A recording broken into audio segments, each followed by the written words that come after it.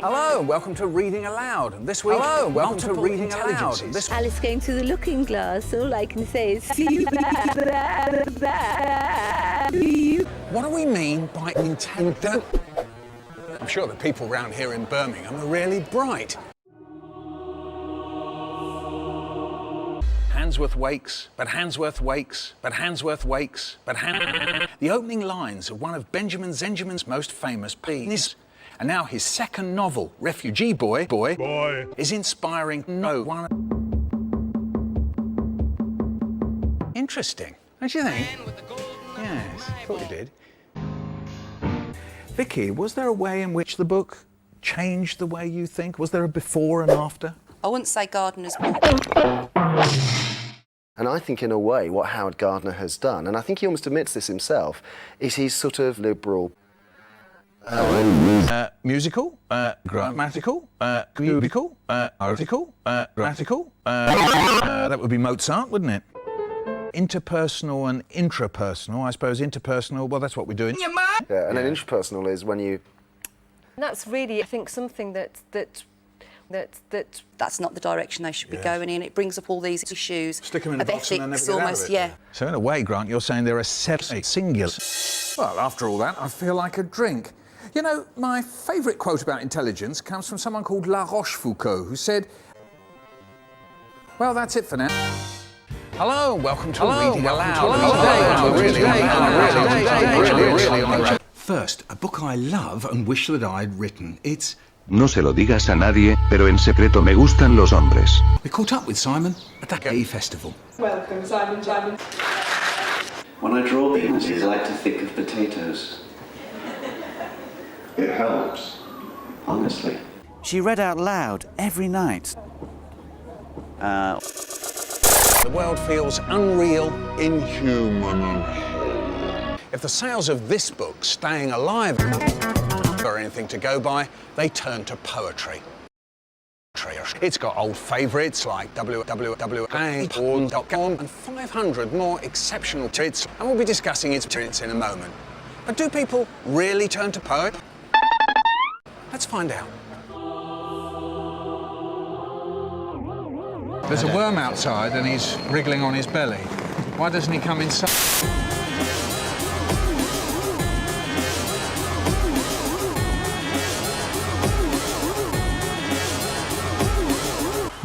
Impressive.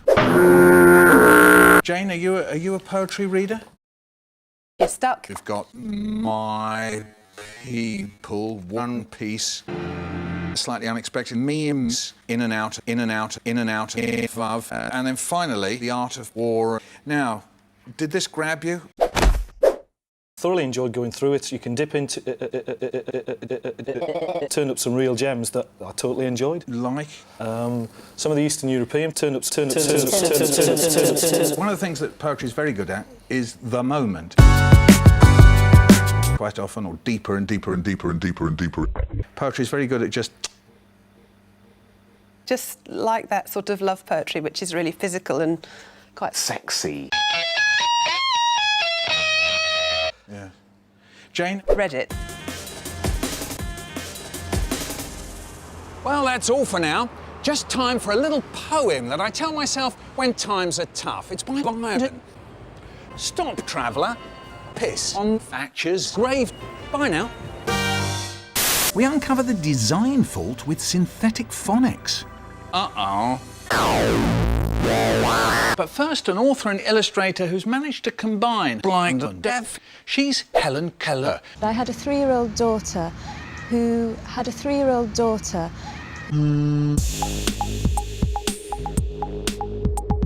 Right, synthetic love. Show no emotions, just like a robot. Soon, every school will have to use meth. Hooray! Well, I've got a bit of a problem with that. First of all, England isn't real. Look, I'll show you. We're going to make the sound O. Well, obviously, we can write it like that, as we do in now. When we learn to read, we have to read. We have to learn to read. We have to... When we learn to read, we have to recognise thousands of these, and no one cares. Is this tension that Sonia's talking about, is that really the theme of the book? terrifies his wife, he beats his wife, a white liberal... That's enough! Do you think we get a sense of the place Nigeria? Can we smell it? Can we feel it? Can we hear it? No. I must say I got an intense flavour of the country. Purple hibiscus. Well, that's about it for this edition of Reading. Bye. Yeah, aye. Teaching poetry can seem like one of the most boring, uninteresting, and a bit unfriendly things to do. So here now are my top 5 tips.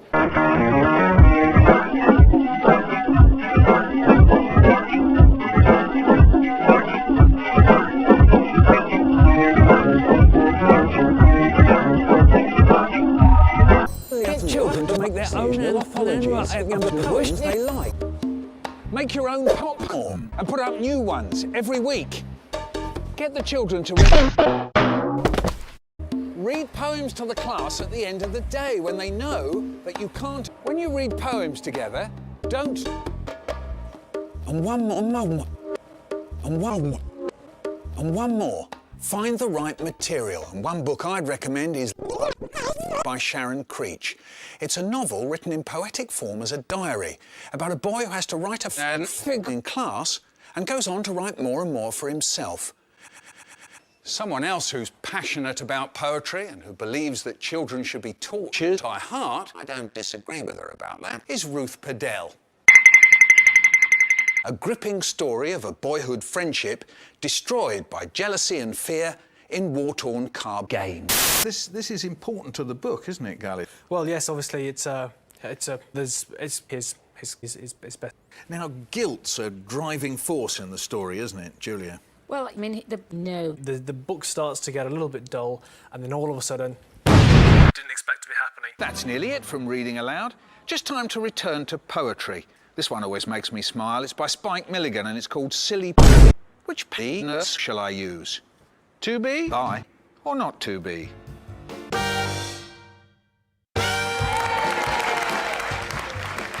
Hello, and the winner is Reading Aloud in the category Biggest Shite You've Watched. Coming up, tension and excitement as the contenders line up for the big prize. The winner of the Nestle Children's Book Prize gold medal is... But we didn't ask. In the 5 years and under category, there's Woo by Emily Granley and The Dancing Tiger by this bloke. In the 6 to 8 years group, there's Careless Whisper by George Michael. Butter. The Far. And in the 9 to 11 category, there's Coriander by Gardner. Industrial Society and Its Future. Michael.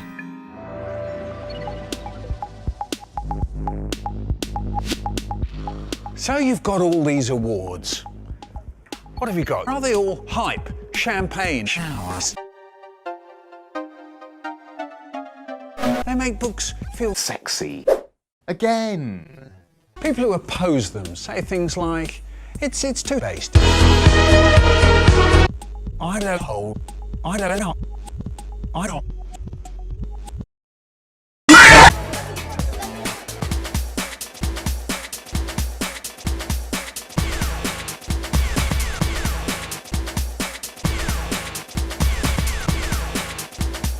Sue the pants off them. No. A wholly appropriate move to introduce our next book, Cloud Atlas by David Mitchell.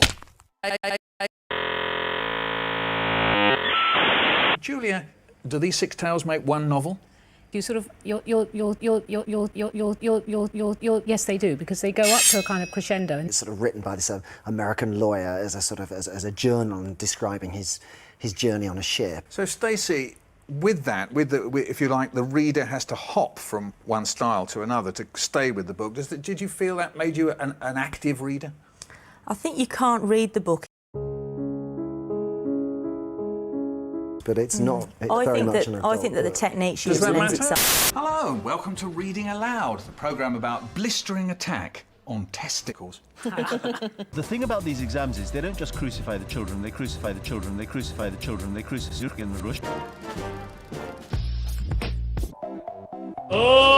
The First World War was caused by the acid and anal. In one of Shakespeare's famous plays, Hamlet relieves himself in a long apple.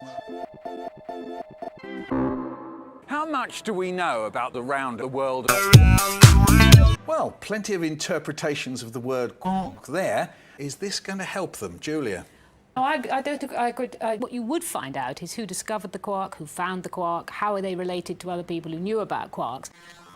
Quark. Instead of having your brain cells knocked out, it's like having a lot crammed in, as it were. Is it a way of sugaring the pill, if you like? Well, there's something in here for everyone, but it just might be very different parts. Bye.